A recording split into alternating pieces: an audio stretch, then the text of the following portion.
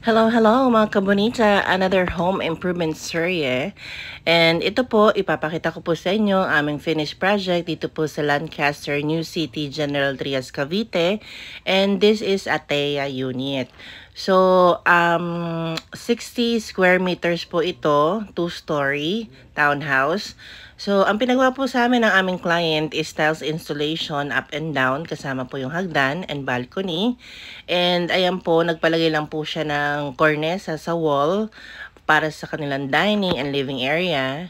And ito po yung kanilang kitchen extension. So, inner lot po ito. And nagpagawa din po sila ng understair cabinet. So, ang concept po ng aming client is black. So, black and gray. And then, yung loob po, nilaminate po namin siya na white.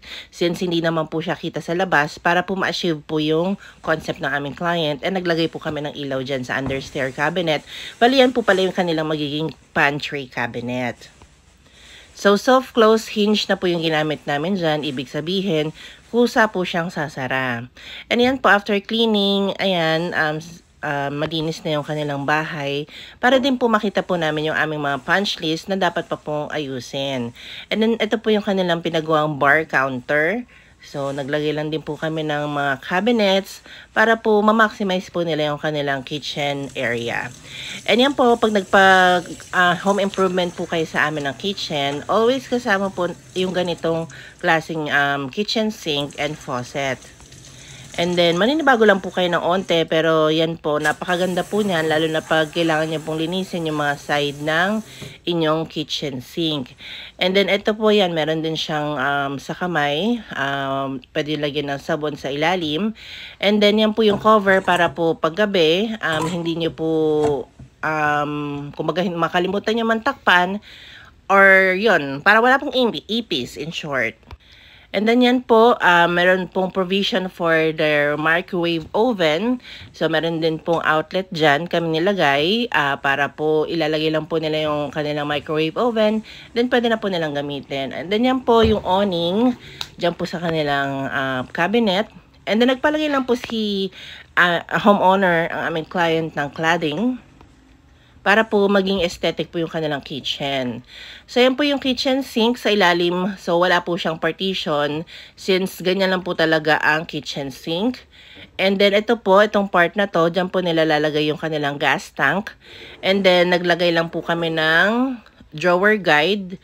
As per client, gusto niya po na pull out lang po yung gas tank kapag magpapalit po sila ng tangke ng gasol. And then yan po, cutlery tray, kasama po yan sa aming kitchen extension. And then ito pong kitchen pull-out basket. So, included po yan kapag nagpa-kitchen extension po kayo sa amin. So, stainless po yan. So, yan po yung tinuturo ko, meron din pong outlet since yung kanilang cooktop is meron pong dekuryente. So, naglagay din po kami ng outlet dyan. So, plumbing, electrical, kasama po yan. And then, bubutasan na lang po namin yung part na yon para po malagay po yung hose ng gas tank. So, yan po, nagpalagay lang po si homeowner ng ganitong rotating na dish rack or, condiments rack or yon basta yon. And then, yan po, naglagay lang po kami ng yan, mga ganyang partition ng cabinet para po ma-maximize po talaga ng aming client ang kanilang kitchen. So, design po pala ito ng aming client since architect po si sir. And then, ayan po, sinunod lang po namin yung gusto niya pong mangyari sa kanyang kitchen. And then, yan po, tinetest na rin po namin yung range hood na binili po nila para po prior turnover, matest po namin yung mga appliances sa kitchen. And then yan po, naglagay po kami ng duct hose sa ibabaw. Then may outlet din po doon. And then this part, yun, may ilaw din. May pailaw din ng taon. Oh, soft close, yan. And then this part, yan po, nagpalagay lang po sila ng washing machine area. So, naglagay din po kami ng floor drain. Then, plumbing and then electrical sa part na yan. Para po pag maglalabas sila, ba nagluluto, ayan, may cover. Yung kanilang washing machine area. So, jet black granite po pala ang ginamit namin sa kanilang kitchen countertop. And then ito po, nagpalagay lang po ng tiles sa hagdan ng aming client and nagpa-interior paint po siya.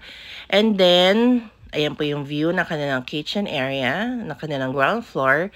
So, nagpa-interior paint po ang aming client, and then yan po yung concept niya. Mukha naman na-achieve namin ang kanyang white, gray, and black house concept.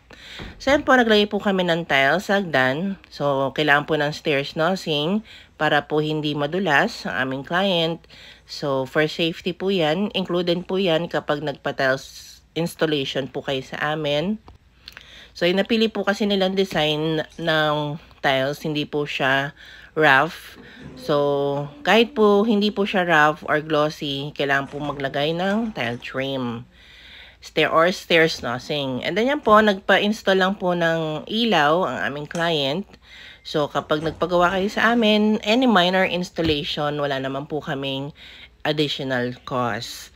And then yan, ang ganda ng mga ilaw. Pang mayaman, syala-syala. And then, dito po sa turnover balcony, so kasama po yan kapag nagpa-tiles installation kayo sa amin. So, included po yung tiles dyan sa balcony. So, prior paglalagay ng tiles, syempre kailangan po namin siyang i-waterproofing. So, yan, may mga onting gamit lang po si client. So, syempre, kailangan po malinis ang kanilang bahay bago po namin siya i-turn over. So, nalinisan na po namin, na-disinfect. And, yan. So, we make sure na syempre, sarado yung mga ilaw, yung tubig bago kami umalis. Para hindi naman magkagulatan tayo sa bill kapag nagbayad ang aming client ng kanilang Meralco and Aqualink water. So, yan lang po. Naglagay lang po kami ng accent na color paint sa kanilang stairs. Di po sila nagpapalit. Then yan, cover po ulit namin yung mga very expensive nilang appliances. So, yan pong part na yan, lalagyan po yan ng ilaw. So, hindi lang po nabigay kagad ni client ang ilaw for that. So, yan po yung kanilang